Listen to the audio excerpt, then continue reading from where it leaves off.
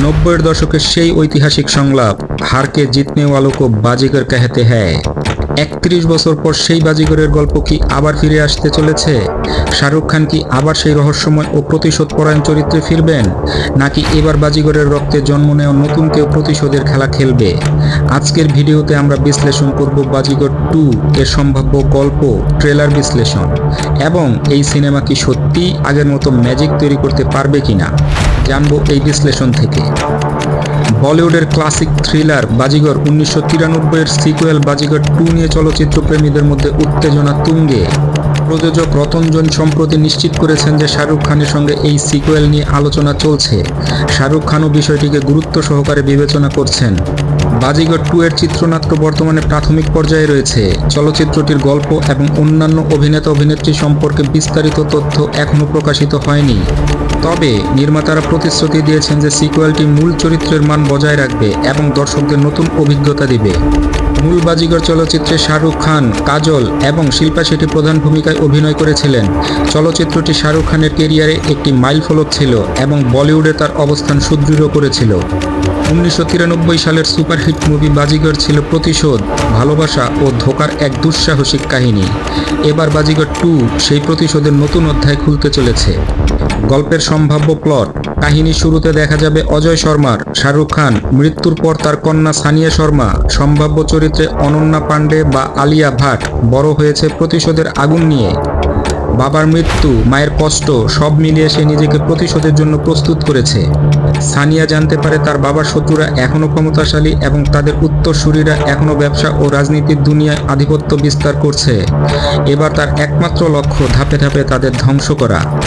শাহরুখ খানের কামব্যাক, শাহরুখ খান কি সত্যিই ফিরবেন, নাকি শুধু তার অতীতের ঘটনা ফ্ল্যাশব্যাকে দেখানো হবে?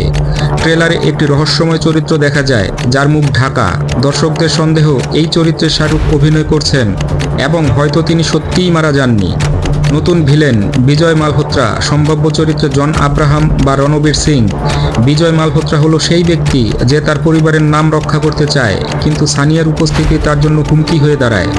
বিজয় কি পারবে তার বাবার ভুল শুধরে নিতে, নাকি সে নিজেও পিতার মতো অন্ধকার পথ বেছে নিবে?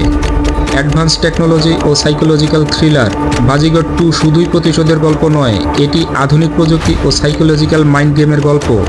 এখানে থাকবে face recognition, hacking, fake identity ও ব্রেন ওয়াশিংয়ের মতো চমকপ্রদ উপাদান। টুইস্ট ও কামব্যাক, গল্পের শেষে কি দেখা যাবে যে সোনিয়া নিজেই ফাঁদে পড়ে গেছে, নাকি বাবার মতো সেও বাজিগর হয়ে সবার সঙ্গে ধোঁকা খেলবে? বাজিগর 2 কি পারবে আগের মতো ম্যাজিক সৃষ্টি করতে? শাহরুখ খান যদি ফিরে আসেন তাহলে এটি হতে পারে তার কেরিয়ারের অন্যতম আইকনিক চরিত্রের কামব্যাক। তবে গল্প ও পরিচালনা যদি শক্তিশালী না হয় তাহলে এটি শুধুই নস্টালজিয়ার উপর নির্ভরশীল হয়ে পড়বে। মন্তব্য, বলিউডে অনেক থ্রিলার আসে, কিন্তু বাজিগর ছিল একেবারে ভিন্ন মাত্রার।